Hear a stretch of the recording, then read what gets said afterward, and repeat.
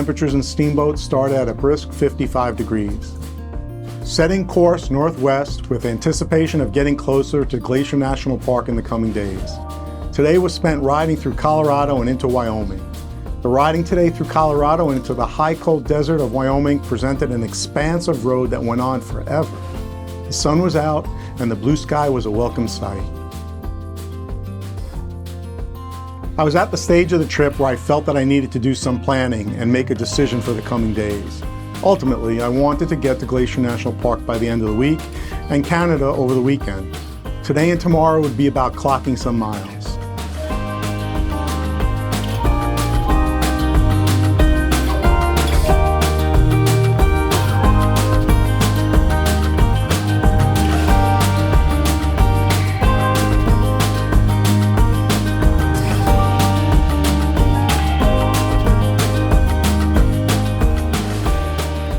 By the time I reached Jackson, it was in the mid-80s. Great temps and riding conditions.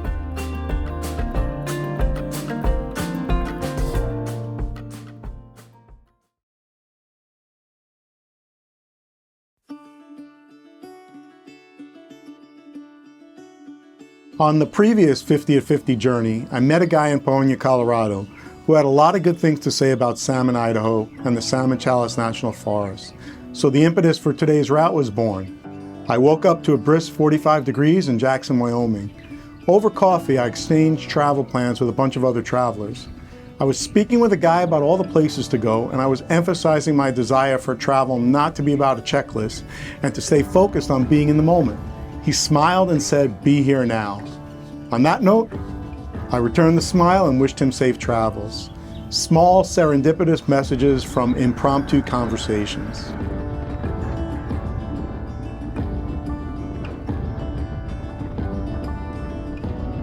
I made my way over Teton Pass, coming from the opposite direction compared to my last visit. To be so far from home and to have revisited this place was a good feeling, a feeling of being a traveler. I quickly crossed the state line and I was in Idaho, and literally passing a truck full of potatoes. On the way to Salmon, I followed the Sacajawea historic byway. The primary portion was 120 miles on Idaho 28, with views of the mountains and the high plains that were serene and alluring.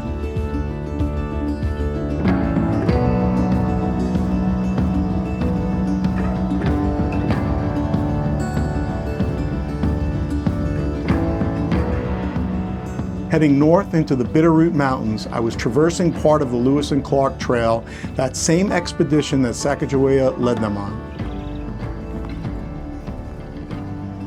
Parts of the same route I was on was also the Perce National Historic Trail, taken by the tribe of the same name when attempting to flee the U.S. cavalry and head to Canada. There's an incredible amount of history and significance in all of this. It left me feeling that I should have paid a bit more attention in elementary school and history class. More deeply, it got me thinking about the incredible expeditions that opened up the frontier of what is now the U.S., and the casualties of that so-called progress. The U.S. has a dark history and a dark origin, from the genocide of Native American people to slavery.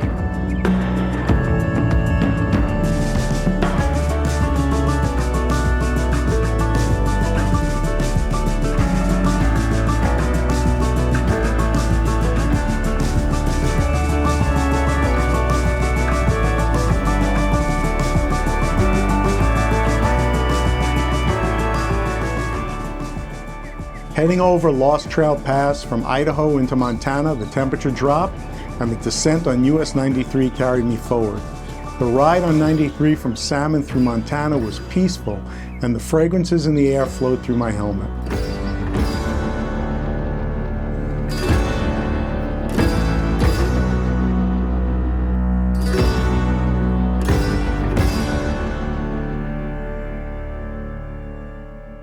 As I approached Darby, the ominous end-of-days clouds appeared over the mountain range between where I was and Missoula.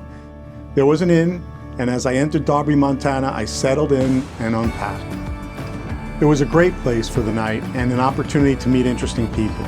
No pictures or video, I was just too engaged in conversation. The innkeeper had a radiant smile and her hand showed the hard work over the years.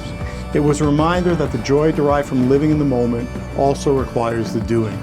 Her story, the sound of wind chimes, and the smell of firewood burning in an open pit outside gave me the feeling that I was right where I was supposed to be. 3 retired couples were in an open 4x4 buggy, and they were staying for the night. After cleaning the bike, I chatted with a guy sitting alone next door on the porch. He was hiking the Pacific Coast Trail from the Mexico-California border to Canada. I spent the time to hear all their stories and share mine. People connecting on the road. That's what travel's about.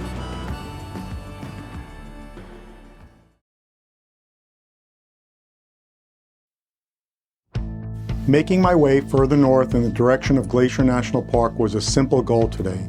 No rushing about and plenty of time. I was heading to Kalispell for the night. It would be 1 hour from the park. Leaving the inn, I rode about 30 minutes and stopped in Hamilton, Montana for breakfast. I stopped at the Coffee Cup Cafe. It was packed. Clearly it was a local place where most people knew one another.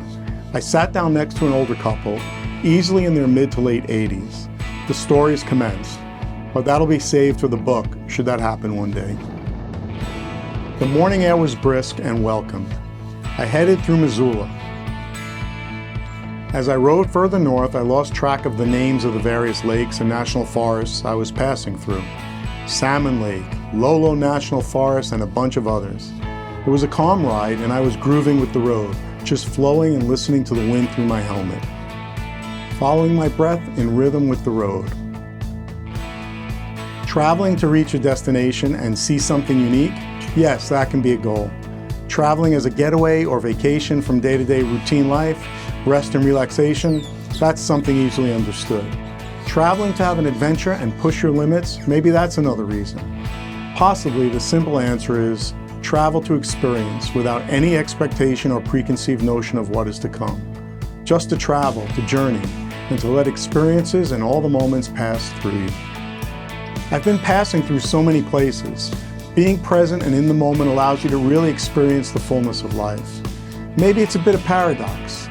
To be able to have such a deep experience in any moment, but not to be able to hold on to the totality of those moments. What's left is the essence and feeling from having experienced something.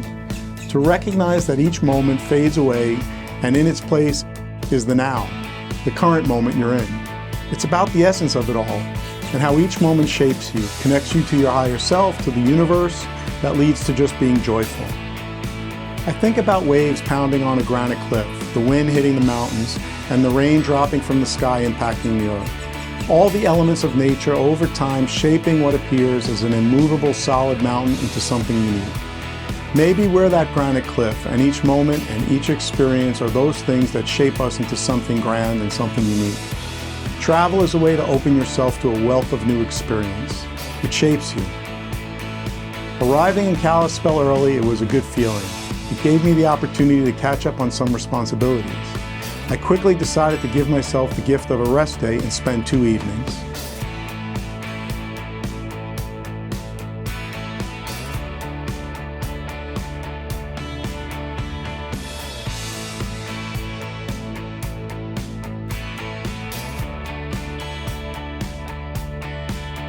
The next part of the journey really would be a new phase.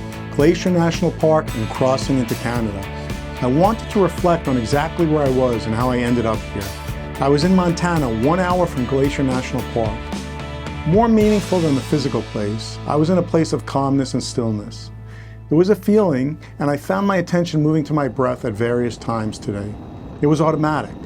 Finding my breath and the moment. Peaceful.